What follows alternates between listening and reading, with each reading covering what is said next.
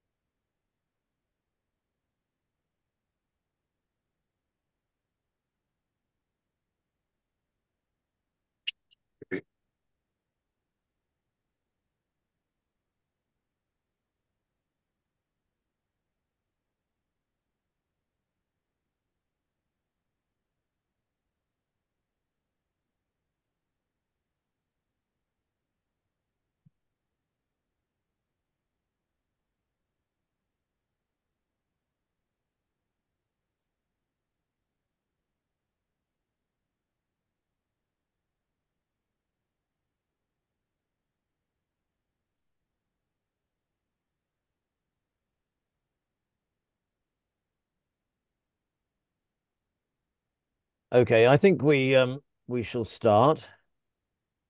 Good evening, everybody, and welcome to St. George's Talks in March 2024.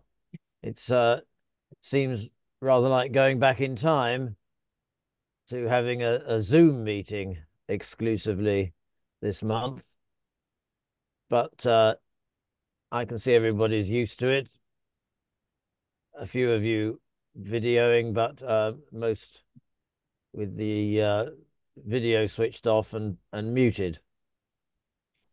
St. George's Talks are monthly events. Through the pandemic, it was always online. Since 2021, we've been at St. George's Church in Whitechapel, a 1762 built historic German Lutheran church, hardly changed in 250 years. This evening, back online again. The talk this evening is close to our heart. It's a subject concerning ancestry, which many people contact St. George's Church about. People whose ancestors have married there, been baptized there, have had connections in the past, and St. George's becomes a useful point of reference for tracing their background. Our guest speaker this evening is the co-founder of the Anglo-German Family History Society, which he created in 1987. He is a professional genealogist these days, but as a career, he worked for the civil service from 1962 until the 1990s. And the War Office, the Environment Office were his departments. He's very well placed to talk about this subject, as he also has German ancestry himself. So I won't go on. I will now hand over, and please will you welcome Mr. Peter Towey, who is going to talk to us this evening on the subject of tracing your German ancestry. Peter, I'm going to mute myself and hand over to you.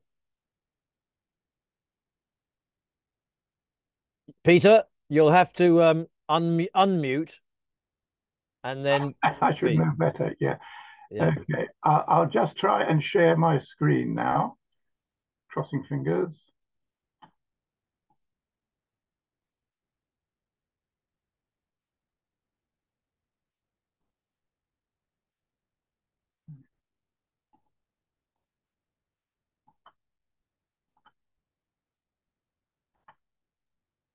Yeah. Um,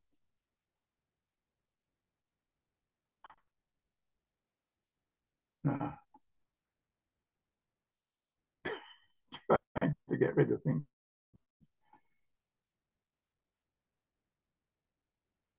Yes, we can see you fine. Right. That's better. Good. Excellent. Can you see the screen tracing your German ancestors in England? Yes, we can. That's by Peter Towey. Excellent. FSG, by the way, is Fellow of the Society. Okay, Fellow of the Society of Genealogists. Ah. Anyway, so thank you for inviting me to speak to you, and I hope that you'll find this. So I'll go straight in, talking about German ancestry. So the big question we need to ask is, what do we mean by German?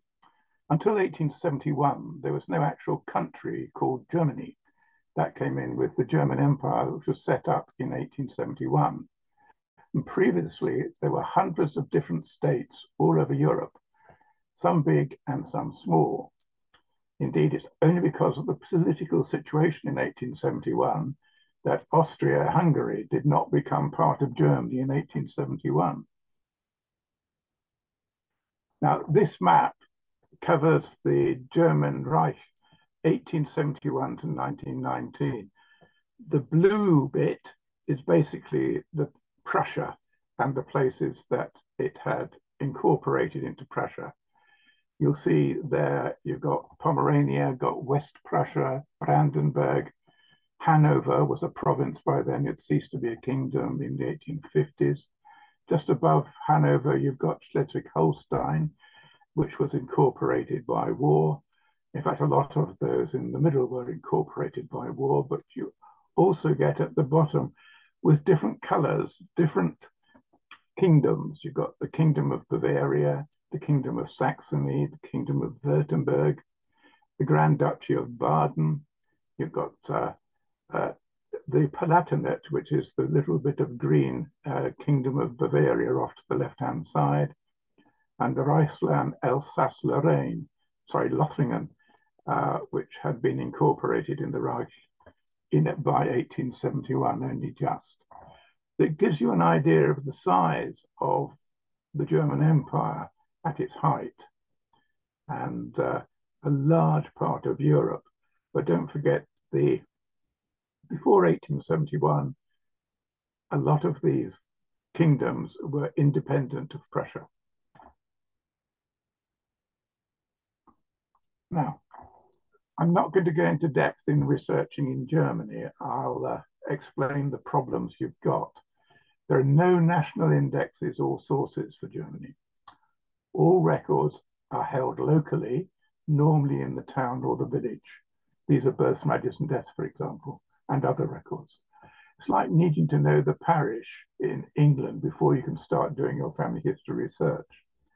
There are no national censuses in Germany that give personal details, and no national civil registration indexes that cover the whole country, which obviously was a different sized country at different times.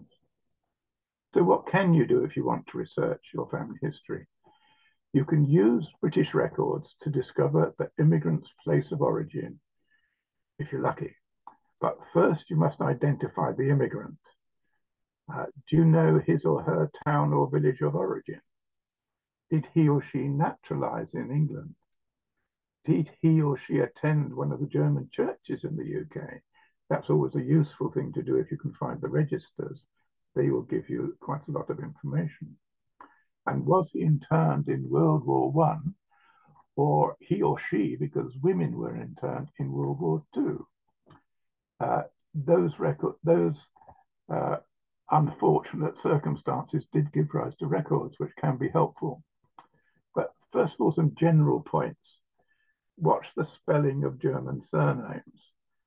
German surnames often change when they arrive in the UK.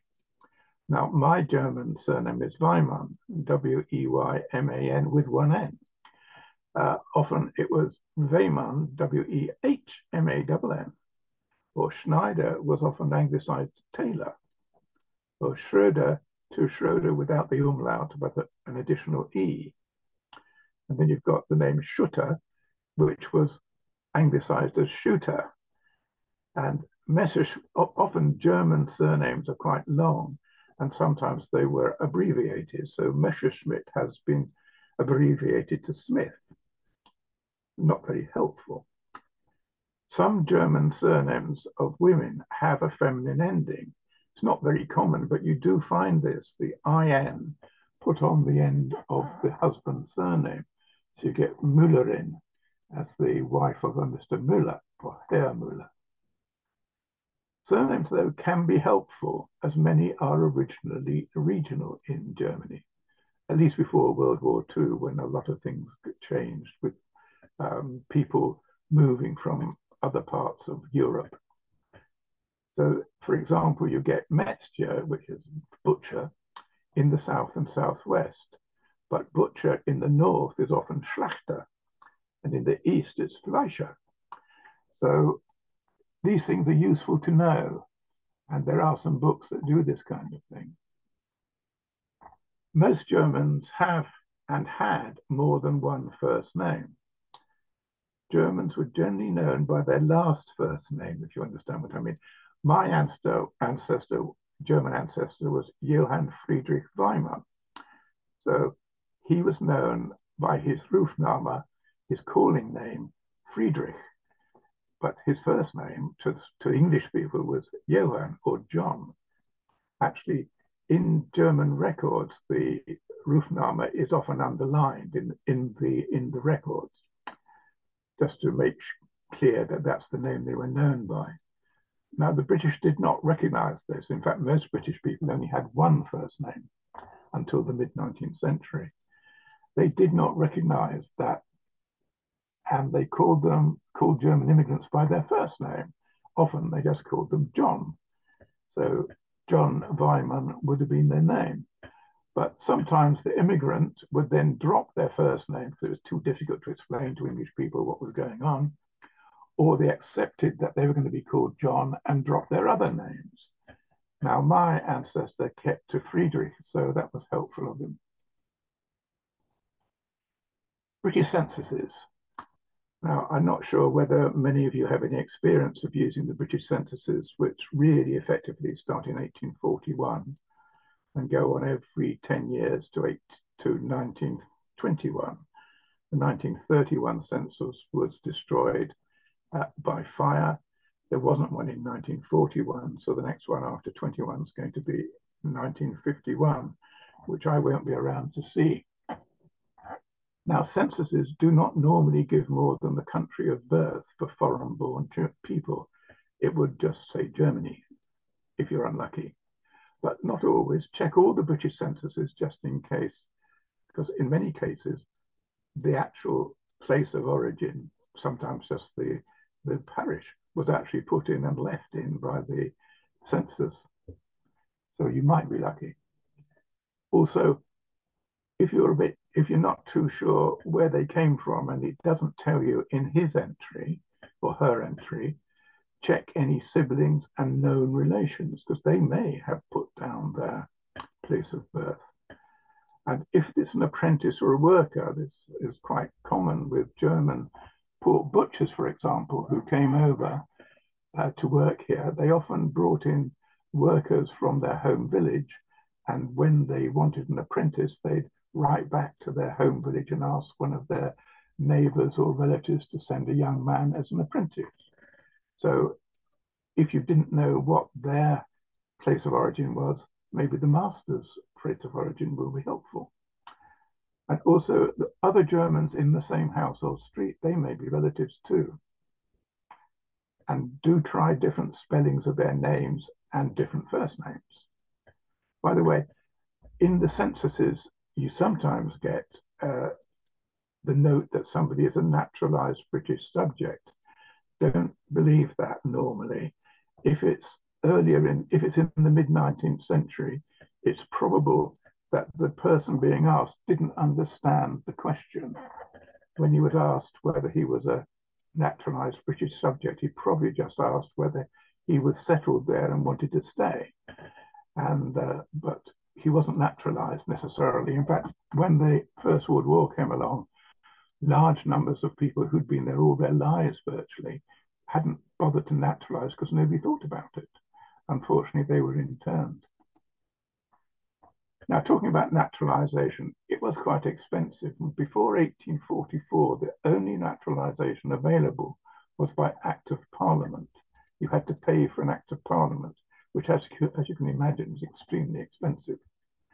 But the best sources for naturalizations are the Huguenot Society published volumes.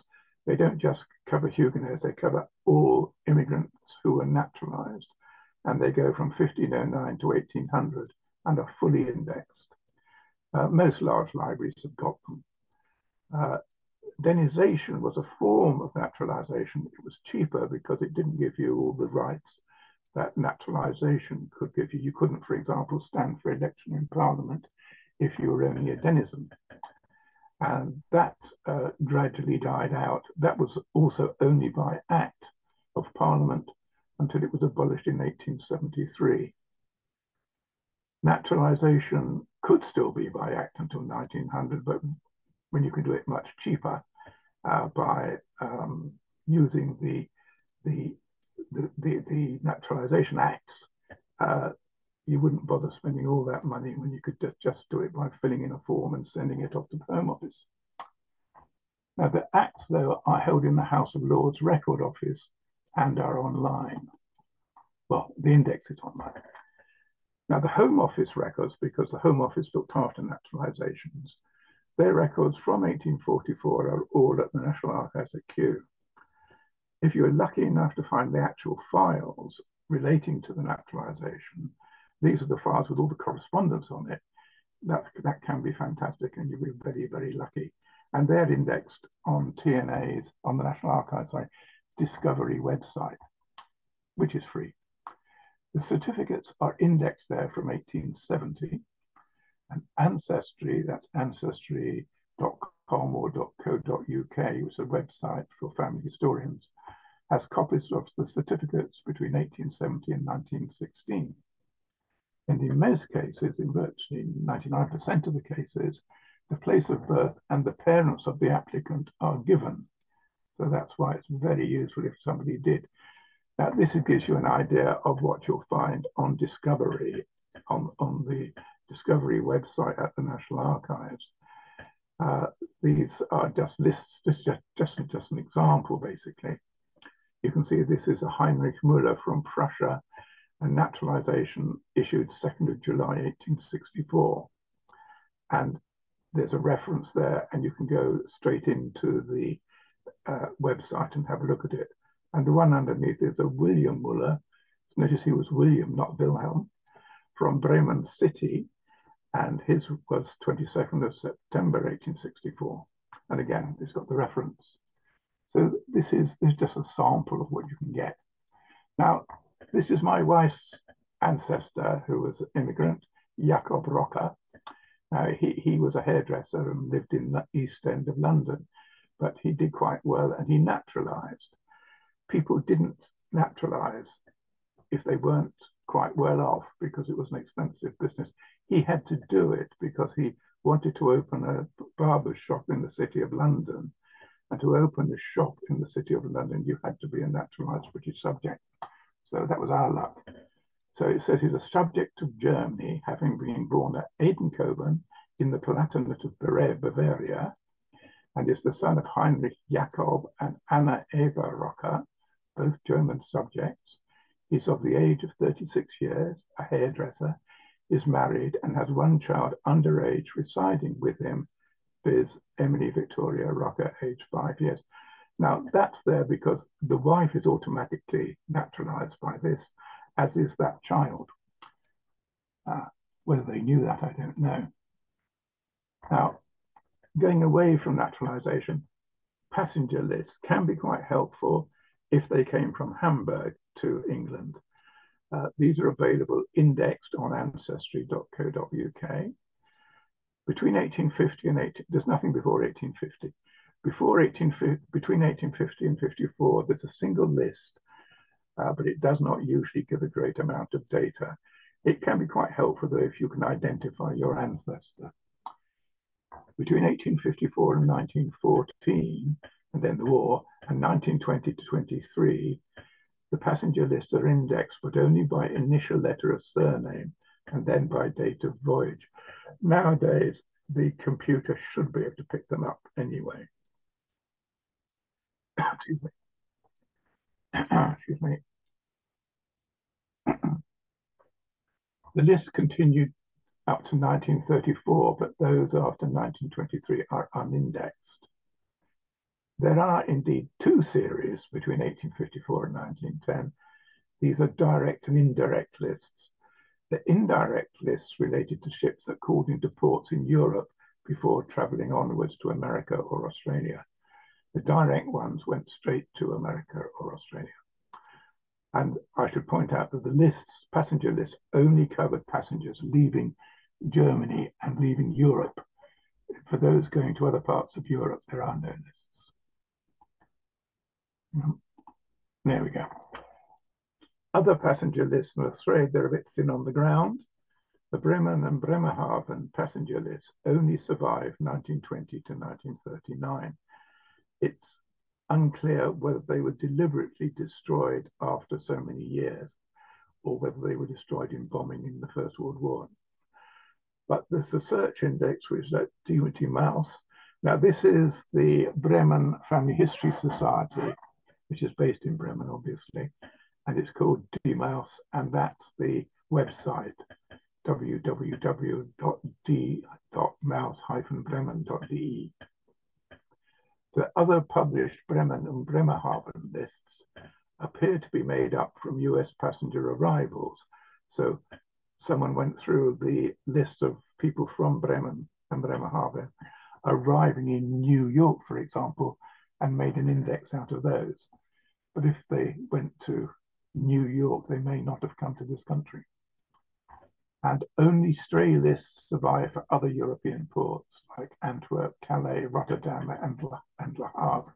Because don't forget, people from Germany, especially further east, they might have found it easier to get to Rotterdam or Le Havre or Antwerp or Calais to come to England than to go up to Hamburg. Now, there are lists of aliens in this country. There was legislation passed during the Napoleonic Wars that brought in a requirement for aliens arriving in England and Wales to register themselves at the port. Now, there were several earlier lists of aliens, but that's nothing to do with being required to register. It was just the government at the time trying to keep some kind of eye on all these foreigners living in England. And some of those go back to the 16th and 17th century, and they can be quite helpful if you're dealing with that early period. The National Archives has an index containing lists only of alien certificates 1826 to 35. They give the name and the date, but the actual certificates, unfortunately, were destroyed quite recently, which is annoying. Ancestry.co.uk contains indexes to and pictures from aliens' arrivals August 1810 to May 1811, which was a single volume which had survived, which is very useful. And I remember reading it as an actual volume when I was in the National Archives many years ago. Nowadays, you can have a look at it on Ancestry. Then that's H02, that's Home Office 2, certificates of aliens' arrivals 1836 to 52, they're indexed. And H03, returns of aliens' passenger arrivals 1836 to 61 and 1867 to 69. So again, those are indexed and can be helpful. This is an example of a certificate of arrival in the Port of London. I don't know if you can see it. It says date of arrival, 3rd of June, 1839. Name and country is Heinrich Weymann, profession manufacturer, native of Germany.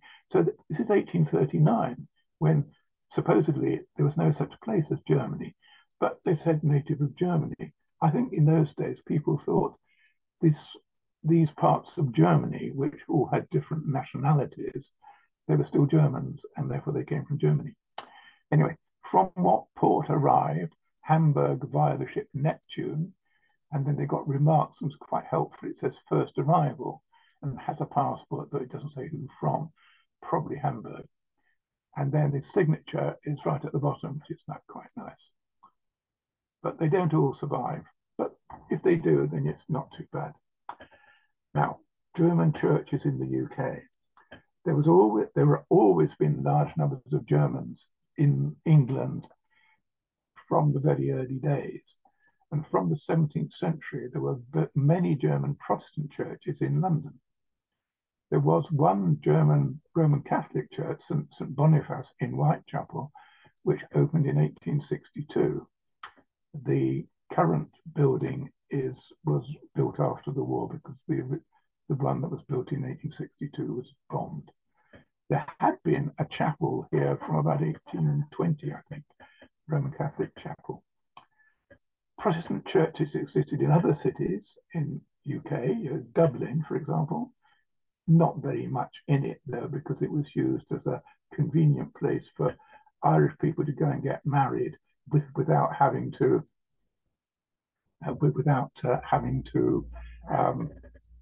show that they had a right, that they weren't already married.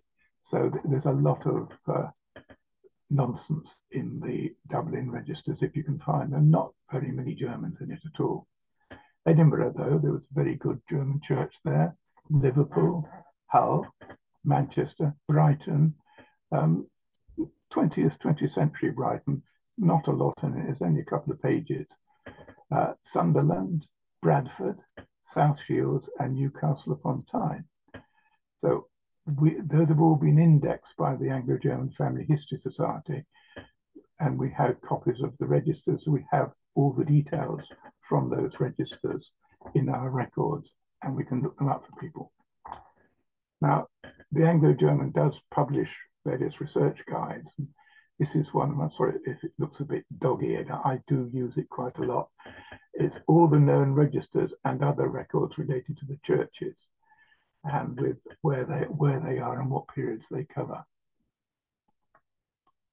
Now, German church registers.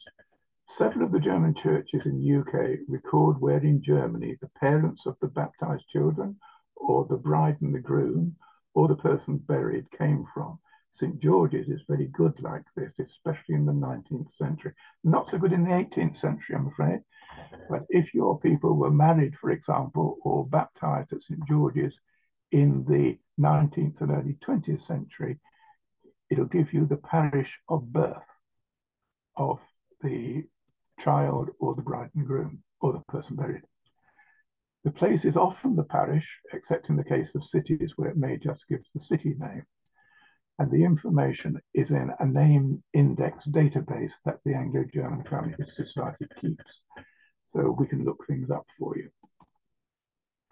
And this is an example from St. George's parish register, as it were. This is a translation from the German, obviously. So it's the 22nd of July, 1860. August Hausmann, aged 24, sugar baker of Rheinebeck, living at 43 Lambeth Street, son of Georg Hausmann, tailor, deceased, married Louisa Korff, aged 30, of Schönhagen, daughter of Christian Korff, farmer, deceased.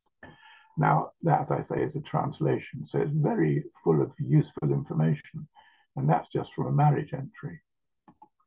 Now, this is what this is from Family Search, actually, which is the LDS Church, because they have this on the Family History Library film.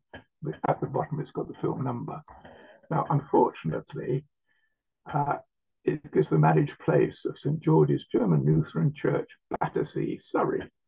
I've no idea why that mistake was made, and hopefully it doesn't still occur, but it's not in Battersea at all, as you know. So, in fact, if you remember, that chap was born in Rheinebeck. So when you're looking for a place in the German Empire, there's a very useful gazetteer, and I give the website there. So it's Meyer's Gaz, it's Meyer's Gazetteer, meyersgaz.org. It lists all known place names of the then German Empire as it existed in 1912, and it's largely in English. Actually, there was nowhere called Rheinebeck with an A, but there was one place in the right part of Germany called Rheinerbeck. So not even the clerk at St. George's knew how to spell all Germans' place names. And I didn't look for Schönhagen, because there are 12 places called Schönhagen in the German Empire. Now, this is Rheinerbeck in that Meyer's Gazetteer.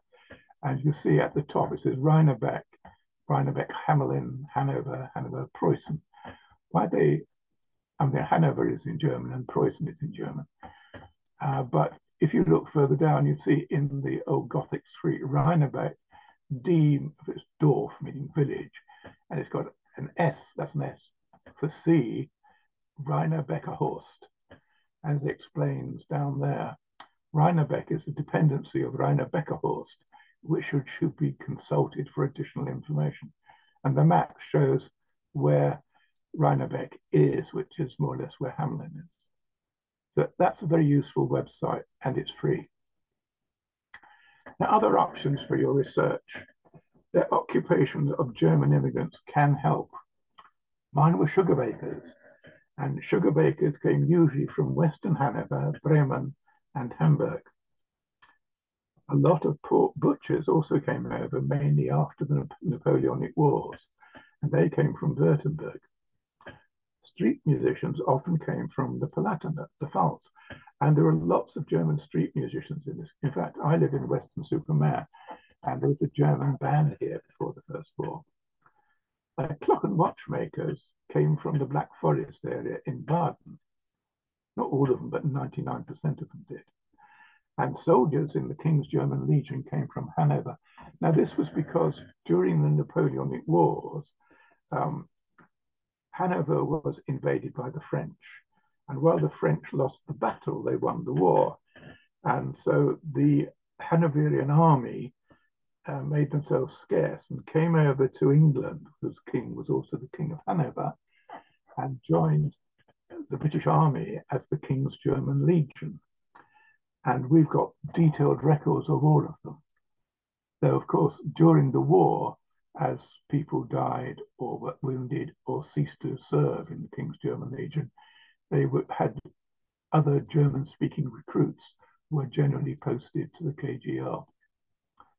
Now, looking at sugar bakers, this is the sugar baker area. This is the Elberweser Dreieck, or triangle. It's not really a triangle, but it's the area between Bremen and Hamburg and going up to the sea. And this is where most sugar bakers came from. Not all, but most. And you get to recognize all these places. I recognize Osterholz right in the middle there. And that's where my chap came from, I believe. Now, Brian Moore, who's one of our members, has produced this excellent book, Sugar Bakers from Sweat to Sweetness. If you've got sugar bakers in your family or think you might have, it's well worth getting.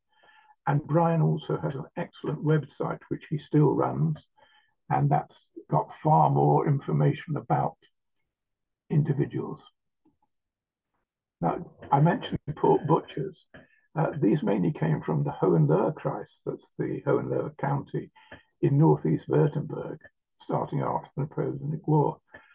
We have a book by Sue Gibbons. It's now out of print, but she's working on a new edition. But you might be able to find one in second-hand shops. Now, our friend Karl-Heinz Wissner of Ilshausen, who's a retired local teacher, has detailed knowledge of all pork butchers who emigrated to UK and elsewhere, and is willing to help you. So you can contact me for details if you're interested. This is Hohenlohe-Kreis in the border there. And you've got this place like Kunzelsau and Öhringen and Schöntal are some of the major places they came from. Ilshofen and Kreilsheim are just off to the right. And it's surprising. Virtually all pork butchers came from this little area.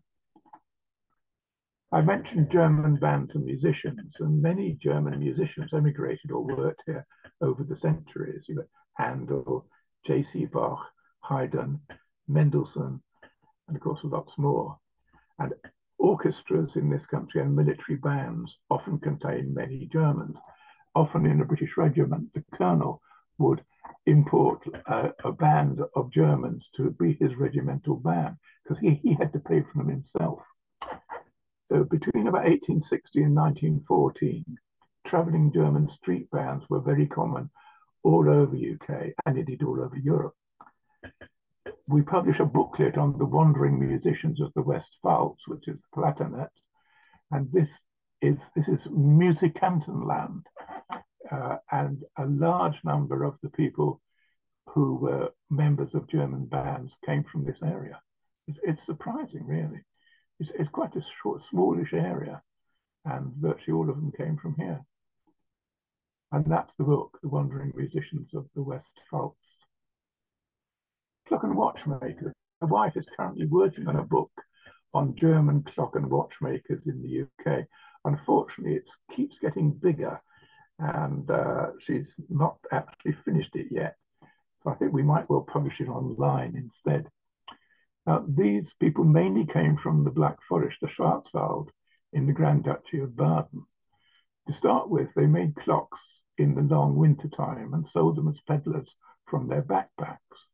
Many came to the UK as peddlers and actually settled here.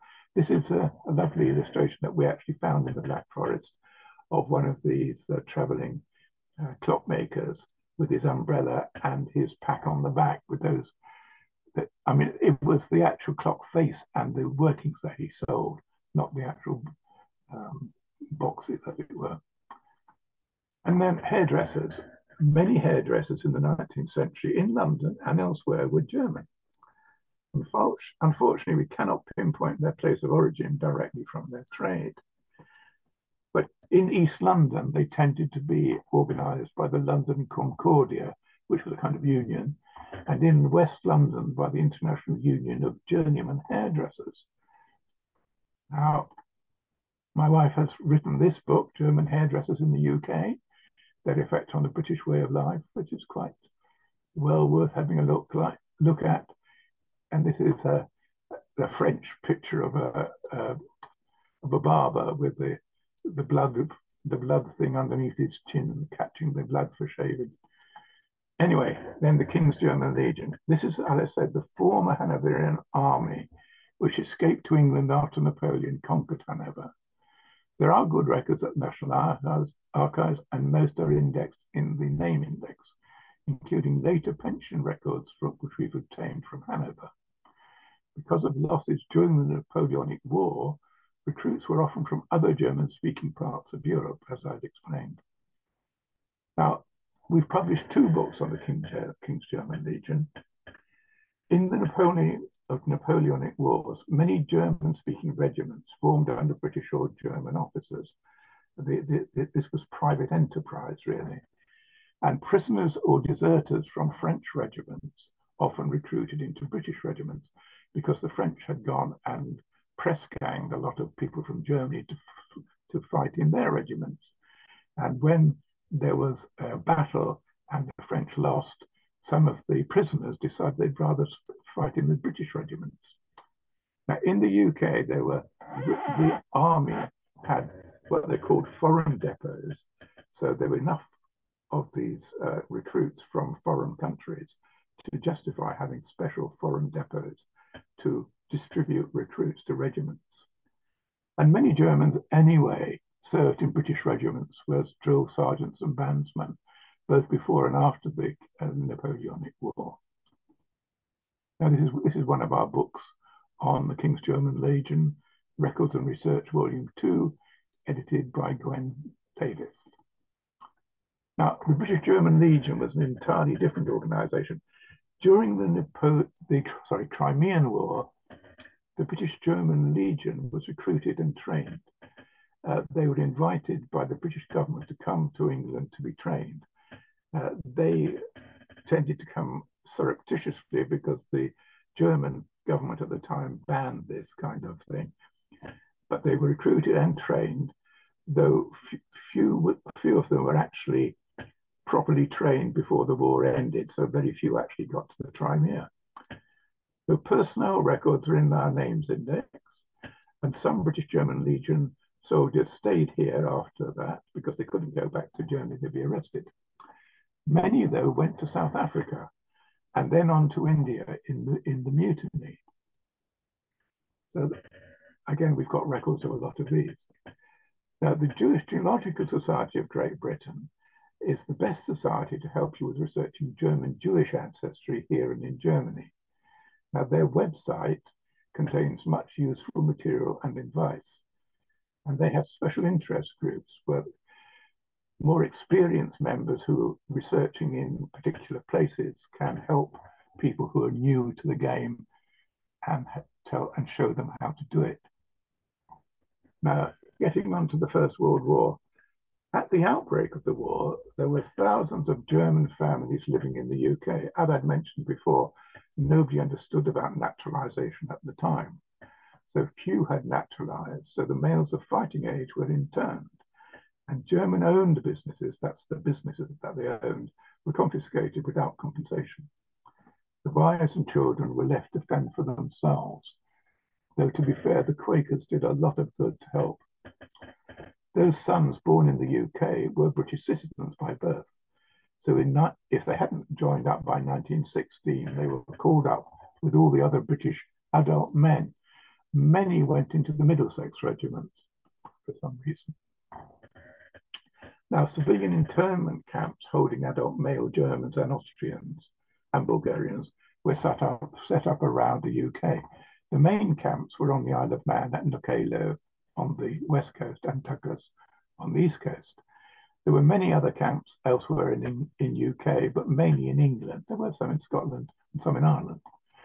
Unfortunately, virtually all the British records of World War I internees were destroyed by bombing in 1941.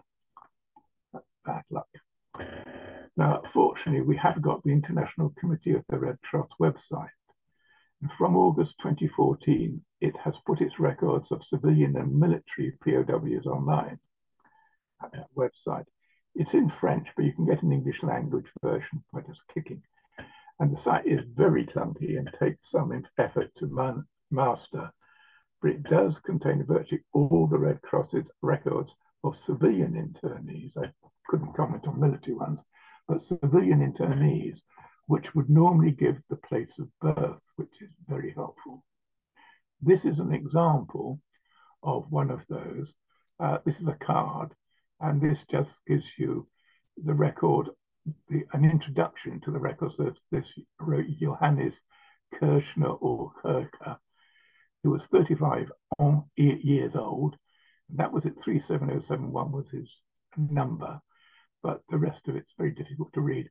It says he was interned at KCK, which is Nokelo, and he was repatriated, and the reference is D for Deutschland 247-7.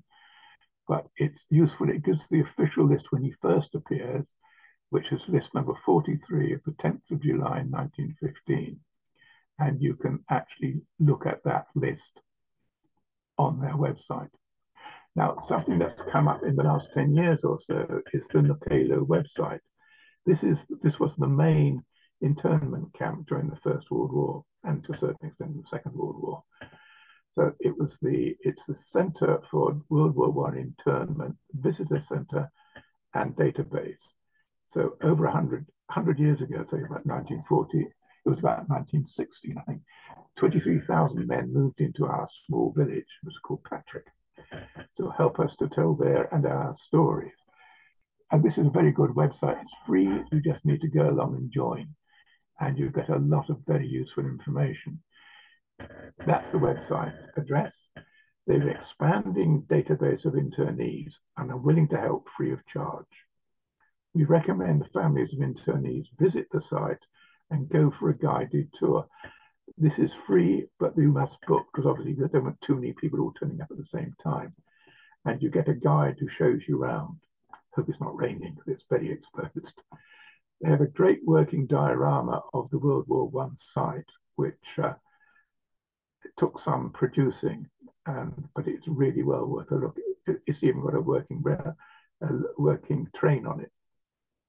And don't forget to visit the engine shed on the site, on which we unveiled an Anglo-German Family History Society plaque in memory of the people who'd been interned there.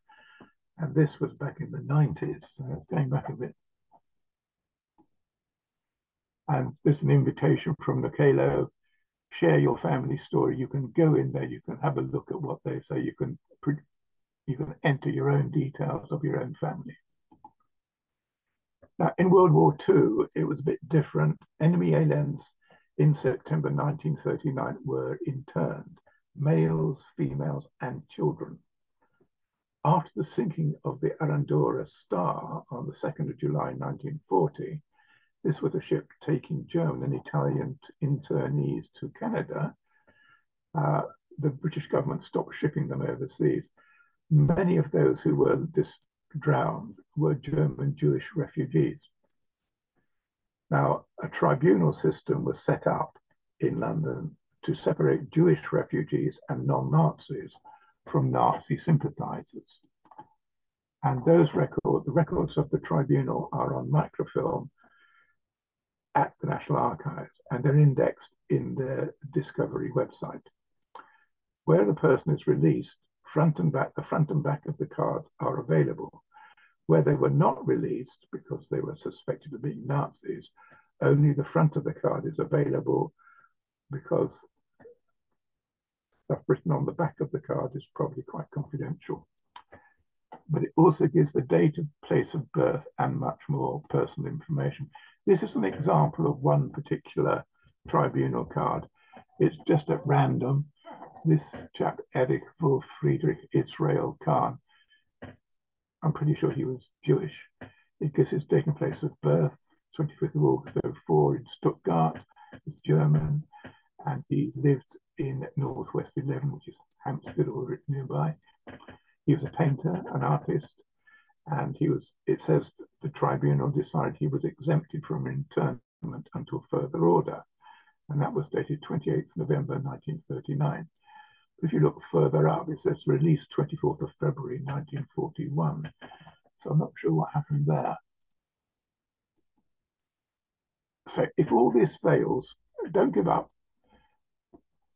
Try going back to pen and paper and writing to selected people, or you could try emailing if you've got an email with the same German surname in Germany.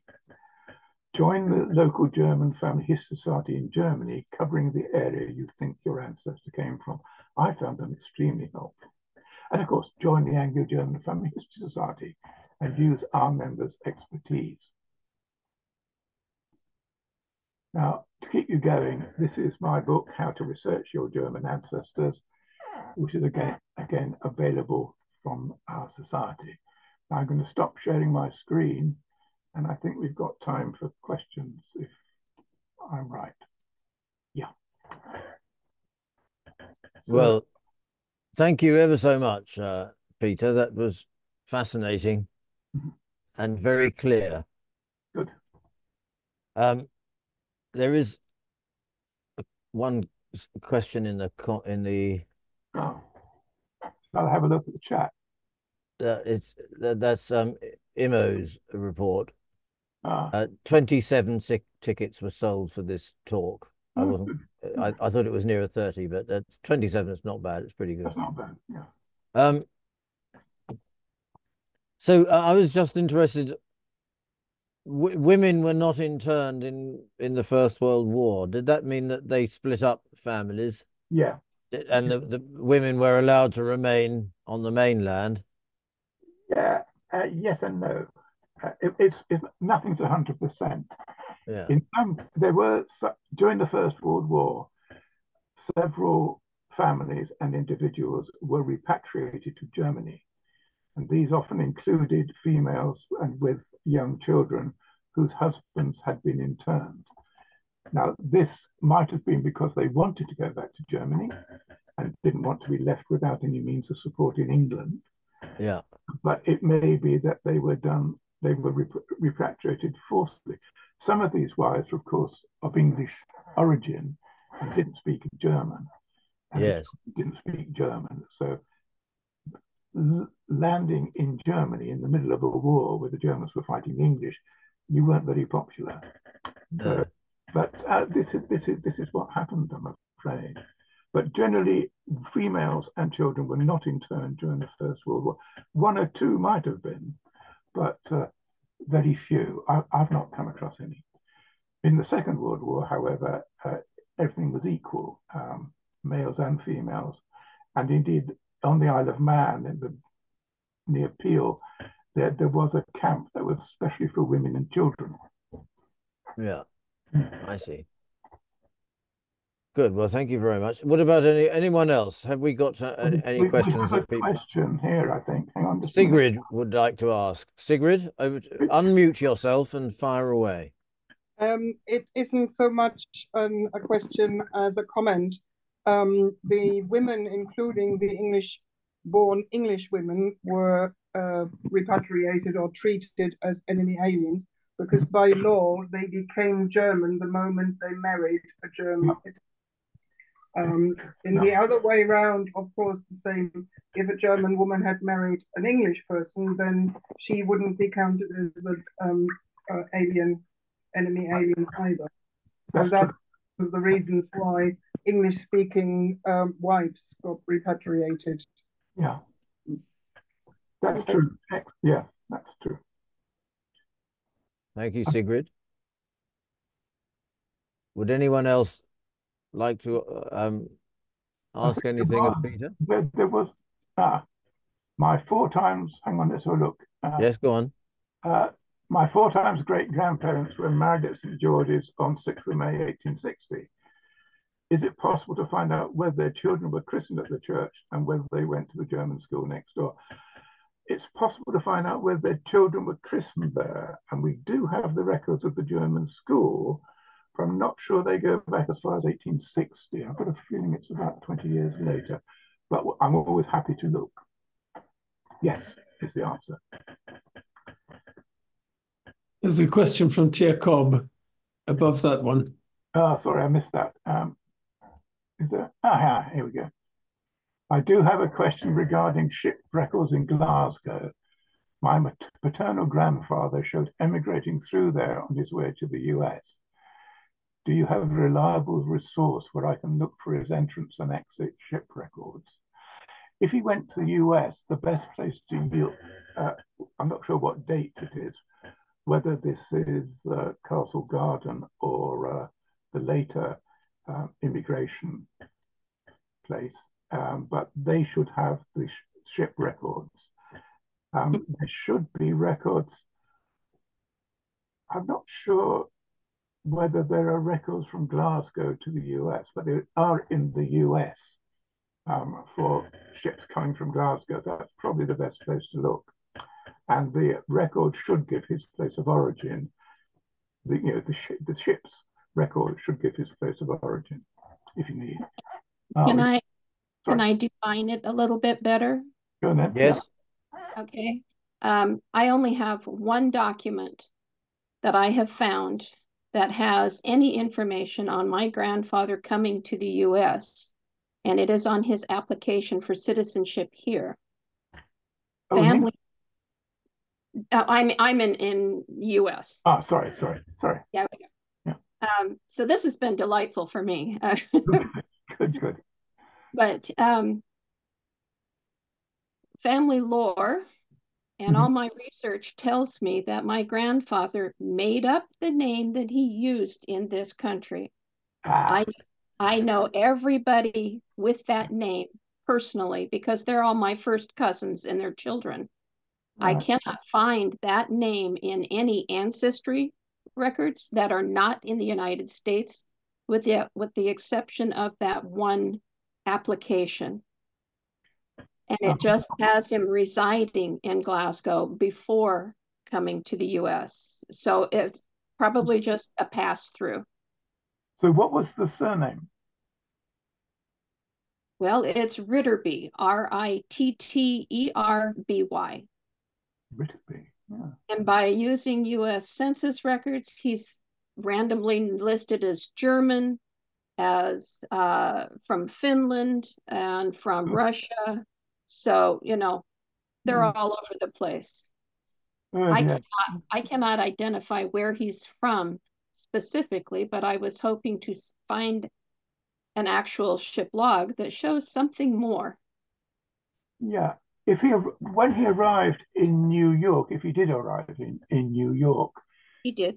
yeah, those ships passenger lists are available online, and you should be able to see them in the archives where are the archives in New York? Well, Ellis Island. The Ellis Island records are available online, and you ought to be able to find him in those. Again, I cannot find that name anywhere. Is it possible he landed in a different place? Well, if he reported coming through Ellis Island. Oh, in that case, he should be there. He reported that, but he didn't use that Ritterby name. That makes it very difficult, if not impossible. Very difficult. So I am trying to backtrack a little bit from that one document. And so I can go backwards from New York to Glasgow. What I'd suggest is that you get in touch with me and I'll see what I can organize.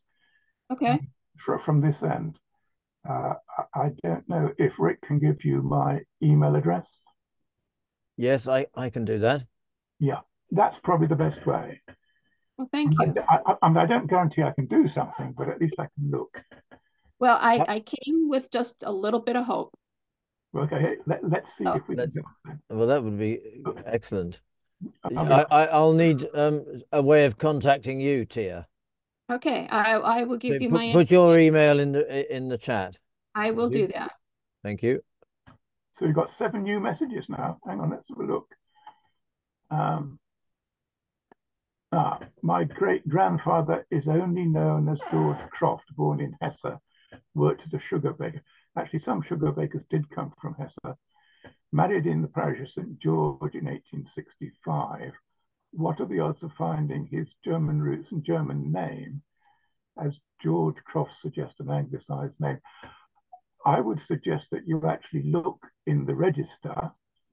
I mean, if you got the date of marriage in 1865, that should be. I mean, you say he was born in Hesse, so you know where he came from, but it ought to give you the parish, and then you can start looking back. I mean, there may be that, of course, he was someone of English origin whose family had moved to Hesse maybe a generation or so earlier. This of course did happen. Lots of people in this country moved to Germany in the 18th and early 19th century. So, as you say, George Croft suggests an anglicised name, but it just might be that was his name. So he was born in 1837, son of George Croft. I did say, I don't know. But if you look in the St. George's Register online, and that's on ancestry.co.uk, if you're online, you can actually read it itself there. Sorry, Parish of St. George, I mean the Anglican Church of St. George in the East. And that's still there, yes, but that's not a German church. St. George's Lutheran is in that parish. Yes, a lot of Germans did go to St. George in the East. One of my sugar baker ancestors' sons married in St. George in the East. But it wasn't a German church. It's just that a lot of the East End of London, where these places were there were a lot of Germans there in the early to mid 19th century. It is something that's forgotten by the English people, that there were large numbers of Germans there in the 19th century. So if he did marry in St. George in the East, I'm afraid that's just an Anglican parish, so you will not get any information about where he came from, unless you can find him in St. George's, Ailey Street as well. So have I run out of questions? Oh, there is the question from Kevin there. Are those historical records in connection with St. George's Church and the school with you or the Tower Hamlets Library? Oh, sorry, I've lost it. There will be in Tower Hamlets Library, but we've indexed them and have them on our record. It isn't online in that members of the public can't go and see it because we don't have a website for that to happen. But we do keep the records ourselves, keep copies of them, transcripts of them, and I keep them at home. Yeah. Get in touch with me if you want. Okay. Well, then the same to Kevin. Then if you want to leave your email in the chat, I'll put you in touch with Peter. Yeah, that's fine.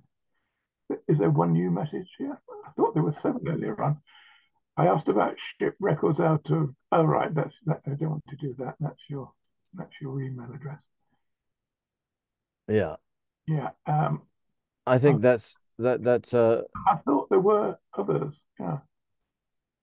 There were messages. I see. Sigrid has added a few points. Well done, Sigrid. Yeah. So that seems to be all the questions asked. Yes. I hope I have answered them all satisfactorily, but good. Thank you, Josie. I would say that the Family History Society, Anglo-German Family History Society, is willing to help people. All you need to do is email me and I'll do my best. We do have a Facebook page, Anglo-German Family History Society Facebook page on Facebook, and everybody's welcome to join. You don't have to join the Family History Society to use it, and you can ask me questions there, and then I and my wife and several other people can then answer them. Good. Right. Well, thank you very much again. We've passed now 8 o'clock, so that's been a very full and interesting hour. Thank you, Peter. That's okay. Thank you. Most enlightening. Good. Now, as I said at the start, St. George's talks take place every month on the 3rd Tuesday of every month. In April, we have the author Alec Forshaw, and he is talking to us about Smithfield Market, the history of it, which is going to be interesting because Smithfield Market will become the new venue of the London Museum. Really? The talks that we put on are of local interest and or German cultural history or with a German context. Sometimes they coincide, sometimes it's just one or the other. So it'll be more in the line of the local history connected with Whitechapel, London, and in this case, Smithfield.